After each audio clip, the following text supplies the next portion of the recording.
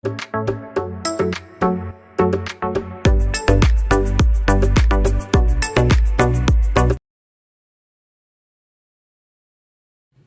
Morning, ഏവർക്കും study Nifty മലയാളത്തിന്റെ daily market ന്യൂസിലേക്ക് സ്വാഗതം. ഇന്ന് ഫെബ്രുവരി 6 വെള്ളിയാഴ്ചയാണ്.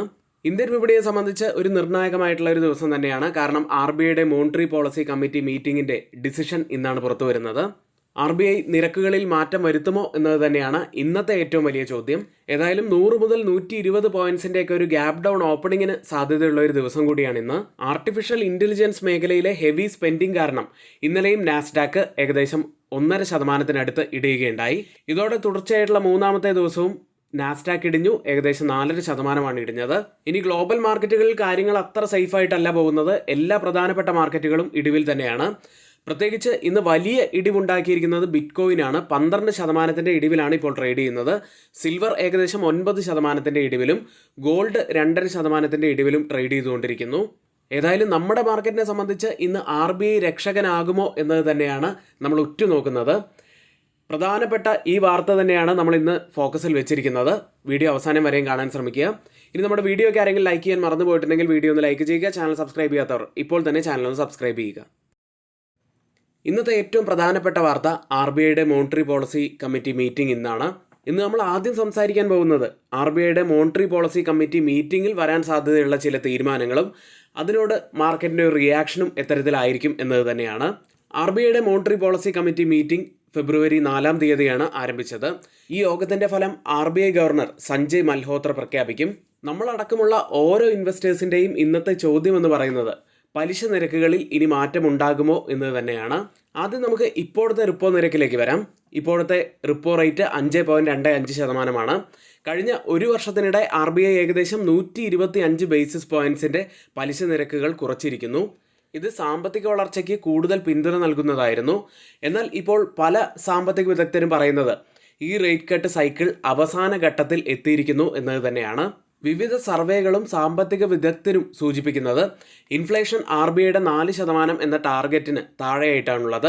സാമ്പത്തിക വളർച്ച സ്ഥിരത പുലർത്തുന്നുണ്ട്. അതുകൊണ്ട് തന്നെ പലിശ നിരക്കുകളിൽ ഉടൻ മാറ്റം വരുത്തേണ്ട സമ്മർദ്ദം RBIക്ക് ഇല്ലെന്നാണ് വിലയിരുത്തൽ. ഇനി ഇപ്പോഴത്തെ ഈ ഒരു ഡൊമസ്റ്റിക് സാമ്പത്തിക സാഹചര്യം ഇപ്പോൾ RBIക്ക് വളരെ അനുകൂലമാണ്. 4 പ്രധാനപ്പെട്ട കാരണങ്ങളാണ് അതിൽ നമുക്ക് കാണാൻ കഴിയുന്നത്. ഇൻഫ്ലേഷൻ നിയന്ത്രണത്തിലാണ്. ഗ്രോത്ത് മൊമെൻറ്റം ശക്തമായി തന്നെ തുടരുന്നു. ബാങ്കിങ് സിസ്റ്റത്തിൽ ലിക്വിഡിറ്റി സർപ്ലസ് നിലനിർത്തുന്നു.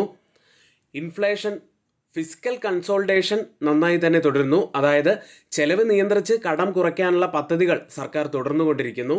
ഇനി യൂണിയൻ ബഡ്ജറ്റ് ഗ്രോത്ത് ഫോക്കസ് ചെയ്ത നിലപാടാണ് സ്വീകരിച്ചിരിക്കുന്നത്. സർക്കാർ ഫിനാൻഷ്യൽ ഇയർ 2027 4.3% ഫിസ്ക്കൽ ഡെഫിസിറ്റ് ലക്ഷ്യമിട്ടിട്ടുണ്ട്. ഈ സാമ്പത്തിക വളർച്ചയ്ക്ക് പിന്തുണ നൽകുന്ന ഒരു സാധ്യതയും കാണുന്നുണ്ട്. പലിശ നിരക്കുകൾ RBI കുറച്ചെങ്കിലും ബാങ്കുകളുടെ ലോൺ നിരക്കുകളിൽ അതിൻ്റെ പൂർണ്ണ പ്രതിഫലം ഇനിയും ലഭിച്ചിട്ടില്ല. അതിനാൽ ഇനി RBI കൂടുതൽ ശ്രദ്ധ നൽകാൻ സാധ്യതയുള്ളത് ലിക്വിഡിറ്റി മാനേജ്മെൻറ്റിനും റേറ്റ് ട്രാൻസിഷൻ ശക്തമാക്കുക എന്നതിലുമായിരിക്കും. ഇനി സാമ്പത്തിക വിദഗ്ധർ ഇപ്പോൾ വിലയിരുത്തുന്നത് RBI ഇപ്പോൾ ഒരു ഗോൾഡി ലോക്സ് ഫേസിലാണ്. അതായത് സാമ്പത്തിക വളർച്ച ശക്തമാണ്, ഇൻഫ്ലേഷൻ നിയന്ത്രണത്തിലുമാണ്. ഫിനാൻഷ്യൽ ഇയർ 2026 ഇന്ത്യയുടെ GDP വളർച്ച ഏകദേശം 7.3% ആയിരിക്കും എന്നാണ് RBI പ്രവചനം. ഏതായാലും RBIയുടെ MPC തീരുമാനം റിപ്പോ റേറ്റ് 5.25% തുടരാനുള്ള സാധ്യതയാണ് കൂടുതലായി മാർക്കറ്റ് വിലയിരുത്തുന്നത്. ഇനി നമ്മൾ പ്രധാനമായിട്ട് നോക്കേണ്ടത് ഇന്ത്യൻ വിപണിയിൽ ഇത് എത്തരത്തിലുള്ള ഒരു മാറ്റമായിരിക്കും, അല്ലെങ്കിൽ ഇന്നത്തെ ഒരു മാർക്കറ്റിൻ്റെ മൂവ്മെൻറ്റ് എത്തരത്തിലായിരിക്കും എന്നത് തന്നെയാണ്. ഇന്നലെ US മാർക്കറ്റുകളെല്ലാം ഇടിഞ്ഞത് കൊണ്ട് തന്നെ ഇന്ന് നല്ലൊരു ഫോൾ രാവിലെ നമുക്ക് മാർക്കറ്റിൽ കാണാൻ കഴിയും. അതായത് ഒരു ഗ്യാപ് ഡൗൺ ഓപ്പണിംഗ് ആയിരിക്കും നമുക്ക് ഇന്ന് ലഭിക്കാൻ സാധ്യതയുള്ളത്. അതായത് നമ്മൾ പറഞ്ഞ ആ ഒരു പ്രധാനപ്പെട്ട സോണിൽ നിന്നും താഴെ ഉള്ള ഒരു ഓപ്പണിംഗ് ആയിരിക്കും ഉണ്ടായിരിക്കുക. ഇനി തിരികെ ആ സോണിലേക്ക് വരികയാണെങ്കിൽ കുറച്ചുകൂടി ഒരു പോസിറ്റിവിറ്റി നമുക്ക് കാണാവുന്നതാണ്. ഇനി ഒരുപക്ഷെ ആ ഒരു സോണിലേക്ക് തിരികെ വന്നില്ലെങ്കിൽ നിഫ്റ്റി ഫെബ്രുവരി 2 ക്രിയേറ്റ് ചെയ്തിട്ടുള്ള ആ ഒരു ഗ്യാപ്പ് ഏരിയ ഫിൽ ചെയ്യാനുള്ള സാധ്യതയും കൂടുതലാണ്. ഇന്നത്തെ നിഫ്റ്റിയും ബാങ്ക് നിഫ്റ്റിയും കുറിച്ചിട്ടുള്ള കൂടുതലായിട്ടുള്ള കാര്യങ്ങൾ നമ്മൾ ഈ വീഡിയോയുടെ അവസാനം പറയുന്നുണ്ട്. വീഡിയോ അവസാനം വരെയും കാണാൻ ശ്രമിക്കുക. ഇന്ന് RBIയുടെ മാർക്കറ്റിൽ ഉണ്ടാവാൻ സാധ്യതയുള്ള തീരുമാനങ്ങളും കൂടാതെ ഇന്നത്തെ മാർക്കറ്റിൻ്റെ മൂവ്മെൻറ്റിനെ കുറിച്ചുമാണ് നമ്മളിവിടെ സംസാരിച്ചത്. മ്യൂച്വൽ ഫണ്ടുകളിൽ ഇൻവെസ്റ്റ് ചെയ്യാൻ താല്പര്യമുണ്ടോ? ചിട്ടികളിലോ ബാങ്ക് നിക്ഷേപങ്ങളിലോ പണം ഇടുന്നതിനേക്കാൾ മികച്ച ഒരു ഇൻവെസ്റ്റ്മെന്റ് ഓപ്ഷനാണ് മ്യൂച്വൽ ഫണ്ടുകൾ നിങ്ങൾക്ക് നൽകുന്നത്. ദീർഘകാല സമ്പത്ത് സൃഷ്ടിക്കാൻ മ്യൂച്വൽ ഫണ്ടുകൾ മികച്ച ഒരു മാർഗമാണ്. അത് SIP വഴിയും മ്യൂച്വൽ ഫണ്ടിൽ ഇൻവെസ്റ്റ്മെൻറ്റായും ഒക്കെ ചെയ്യാവുന്നതാണ്. മ്യൂച്വൽ ഫണ്ട് നിക്ഷേപം ആരംഭിക്കാൻ NISM സർട്ടിഫൈഡ് ARN ലൈസൻസ് ഉള്ളതുമായ ഒരു മ്യൂച്വൽ ഫണ്ട് ഡിസ്ട്രിബ്യൂട്ടറുടെ സഹായം ഇനി നിങ്ങൾക്ക് ലഭ്യമാണ്. കൂടുതൽ വിവരങ്ങൾക്കും നിക്ഷേപം ആരംഭിക്കാനും സ്ക്രീനിൽ കൊടുത്തിരിക്കുന്ന വാട്സപ്പ് നമ്പറിൽ ഒന്ന് ബന്ധപ്പെടുക. അടുത്തതായി ഗ്ലോബൽ മാർക്കറ്റ് സെഗ്മെൻറ്റിൽ ആദ്യം US മാർക്കറ്റുകൾ. വ്യാഴാഴ്ച വാൾസ്ട്രീറ്റിലെ പ്രധാനപ്പെട്ട ഇൻഡെക്സുകളെല്ലാം ഇടിഞ്ഞു തന്നെയാണ് ക്ലോസ് ചെയ്തത്. മൈക്രോസോഫ്റ്റ്, ആമസോൺ പോലുള്ള വലിയ ടെക് കമ്പനികളുടെ ഓഹരികളാണ് ഇടിഞ്ഞത്. ഇത് കാരണം കൊണ്ട് തന്നെ നാസ്ഡാക്ക് സൂചിക നവംബർ മുതൽ ഏറ്റവും താഴ്ന്ന നിലയിലേക്ക് എത്തി.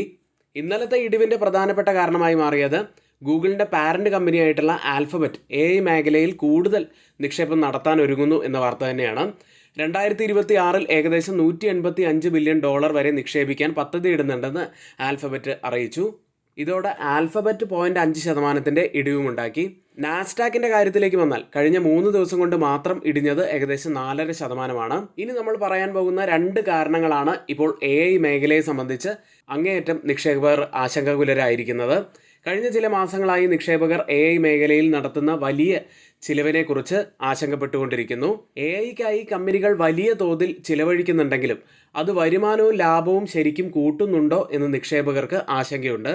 ഇതിനു പുറമെ രണ്ടാമത്തെ ഒരു ആശങ്കയായി നമുക്ക് കാണാൻ കഴിയുന്നത് ഇപ്പോഴത്തെ ഈ AI മേഖലയിലുള്ള വലിയ കുതിപ്പ് തൊഴിലവസരങ്ങൾ കുറയ്ക്കുമോ എന്നുള്ള ഒരു ആശങ്കയും വലിയ തോതിൽ നിലനിൽക്കുന്നുണ്ട്. ഇനി US ലിസ്റ്റ് ചെയ്ത ഇന്ത്യൻ കമ്പനികളുടെ ഇന്നലത്തെ പ്രകടനം നോക്കാം. ആദ്യം ഇൻഫോസിസ് 0.36% നേട്ടത്തിലും വിപ്രോ 0.39% ഇടിവിലും, ബാങ്കിങ് സൈഡിൽ ICICI ബാങ്ക് 0.15% ഇടിവിൽ ക്ലോസ് ചെയ്തപ്പോൾ HDFC ബാങ്ക് ചെറിയ ഒരു പോസിറ്റിവിറ്റിയിൽ 0.10% പോസിറ്റിവിറ്റിയിൽ ക്ലോസ് ചെയ്തു. ഡോക്ടർ റെഡ്ഡി ലബോറട്ടറീസ് 0.25% നേട്ടത്തിലുമാണ് ഇന്നലെ ക്ലോസ് ചെയ്യുന്നത്. US ടെക് സെക്ടർ ഇടിഞ്ഞതോടെ യൂറോപ്യൻ വിപണിയും കൂടാതെ ഏഷ്യൻ വിപണി ഇപ്പോൾ ഓപ്പൺ ചെയ്തിരിക്കുന്നതും ഇടിവിൽ തന്നെയാണ്. പ്രത്യേകിച്ച് കൂടുതൽ ഇടിവ് നേരിട്ടുകൊണ്ടിരിക്കുന്നത് സൗത്ത് കൊറിയൻ ഇൻഡെക്സ് ആയിട്ടുള്ള കോസ്പി മാർക്കറ്റ് തന്നെയാണ്. 4% ഇടിവിലാണ് ട്രേഡ് ചെയ്യുന്നത്. കോസ്പി മാർക്കറ്റിന് പുറമെ തായ്വാൻ മാർക്കറ്റ് 1.71% ഇടിവിലാണ് ഇപ്പോൾ ട്രേഡ് ചെയ്യുന്നത്. ഹോങ്കോങ് മാർക്കറ്റ് 1.88% ഇടിവിലും, ജപ്പാൻ മാർക്കറ്റ് നിക്കി 0.4% ഇടിവിലുമാണ് ട്രേഡ് ചെയ്യുന്നത്. ഗിഫ്റ്റ് നിഫ്റ്റിയും ഇടിവിൽ തന്നെയാണ്. 25,600-ൽ 100 പോയിൻറ്റ്സിൻ്റെ ഇടിവിലാണ് ട്രേഡ് ചെയ്യുന്നത്. ഇപ്പോൾ ഇന്ത്യൻ സമയം 7 മണി കഴിഞ്ഞ് 20 മിനിറ്റാണ്. ഇപ്പോഴത്തെ ഈ ഒരു നില വെച്ച് നിഫ്റ്റിയിൽ ഏകദേശം 120 പോയിൻറ്റ്സിൻ്റെയൊക്കെ ഒരു വലിയ ഒരു ഗ്യാപ് ഡൗൺ ഓപ്പണിങ്ങിനാണ് സാധ്യതയുള്ളത്. ഇനി ഇന്ന് ഗ്ലോബൽ മാർക്കറ്റുകളിൽ അങ്ങേയറ്റം ഫോക്കസിലുള്ളതും വലിയ ഇടിവ് നേരിട്ടുകൊണ്ടിരിക്കുന്നതും ബിറ്റ്കോയിനാണ്. 12% ഇടിവിലാണ് ട്രേഡ് ചെയ്യുന്നത്. $64,000 ഇപ്പോൾ ട്രേഡ് ചെയ്തുകൊണ്ടിരിക്കുന്നത്. ഏതാനും വിരലിൽ എണ്ണാവുന്ന കഴിയുന്ന ദിവസങ്ങൾ കൊണ്ടാണ് വലിയ ഇടിവ് ഇപ്പോൾ ബിറ്റ്കോയിനിൽ ഉണ്ടായിരിക്കുന്നത്. ഒരിക്കൽ ഡിജിറ്റൽ ഗോൾഡ് എന്നും സുരക്ഷിത നിക്ഷേപം എന്നൊക്കെ വിശേഷിപ്പിച്ചുകൊണ്ടിരുന്ന ബിറ്റ്കോയിനിലാണ് ഇപ്പോൾ ഈ വലിയ ഇടിവുണ്ടായിരിക്കുന്നത്. ഇനി സിൽവറിൻ്റെ കാര്യവും അത്ര സേഫ് അല്ല. 9% ഇടിവിലാണ് ട്രേഡ് ചെയ്തുകൊണ്ടിരിക്കുന്നത്. ഇനി ഗോൾഡ് പ്രൈസുകളിലേക്ക് വന്നാൽ 2.5% ഇടിവിലാണ് ഗോൾഡ് പ്രൈസുകൾ ട്രേഡ് ചെയ്തുകൊണ്ടിരിക്കുന്നത്. 1,13,240 എന്ന നിലയിലാണ് ഇന്നലെ കേരളത്തിലെ പവന് വിലയായിട്ട് വരുന്നത്. ഇനി വിപണിയൊക്കെ ഇത്ര അധികം വൊളറ്റൈലായിട്ടുള്ള ഈ ഒരു സാഹചര്യത്തിൽ നല്ല എക്സ്പേർട്ട് ഒപ്പീനിയനോട് കൂടി മാത്രം നിങ്ങൾ സ്റ്റോക്കുകൾ സെലക്ട് ചെയ്യാൻ ശ്രമിക്കുക. നിങ്ങൾക്ക് ഞങ്ങളുടെ പെയ്ഡ് എഡ്യൂക്കേഷൻ ടെലഗ്രാം ചാനലിൽ ജോയിൻ ചെയ്യാവുന്നതാണ്. ഇപ്പോൾ തന്നെ തൊട്ടുമുകളിലെ വാട്സാപ്പ് നമ്പറിൽ ഒന്ന് മെസ്സേജ് അയച്ച് നിങ്ങൾക്ക് ജോയിൻ ചെയ്യാം. കൂടാതെ മാർക്കറ്റ് ഇത്രയധികം വൊളറ്റൈലായിട്ടുള്ള ഈ സാഹചര്യങ്ങളിൽ നമ്മൾ എങ്ങനെ ട്രേഡ് ചെയ്യണം എന്ന് കൃത്യമായി തന്നെ പ്ലാൻ ചെയ്യേണ്ടതുണ്ട്. അതിനായിട്ട് ബിഗിനേഴ്സിനായി ഒരുപാട് വീഡിയോസ് നമ്മൾ ഇതിനോടകം തന്നെ അപ്ലോഡ് ചെയ്തിട്ടുണ്ട്. ആ വീഡിയോസ് നിങ്ങൾക്ക് കാണാവുന്നതാണ്. ഡിസ്ക്രിപ്ഷൻ ബോക്സിൽ അതിൻ്റെ ലിങ്ക് നൽകിയിട്ടുണ്ട്. ഇനി ഈ AI യുഗത്തിൽ കൂടുതൽ ട്രേഡിംഗ് എളുപ്പമാക്കുന്നതിനായിട്ട് AI പ്രോംപ്റ്റ് അടക്കമുള്ള കണ്ടൻറ്റുള്ള വീഡിയോസ് നമ്മൾ ചെയ്തിട്ടുണ്ട്. അതും വേണമെന്നുണ്ടെങ്കിൽ നിങ്ങൾക്ക് തൊട്ടുമുകളിൽ ഈ വാട്സപ്പ് നമ്പറിൽ ഒന്ന് മെസ്സേജ് അയച്ച് നിങ്ങൾക്ക് AI പ്രോംപ്റ്റ് സ്വന്തമാക്കാവുന്നതാണ്. വീഡിയോ ഡിസ്ക്രിപ്ഷൻ ബോക്സിൽ നമ്മൾ നൽകിയിട്ടുമുണ്ട്.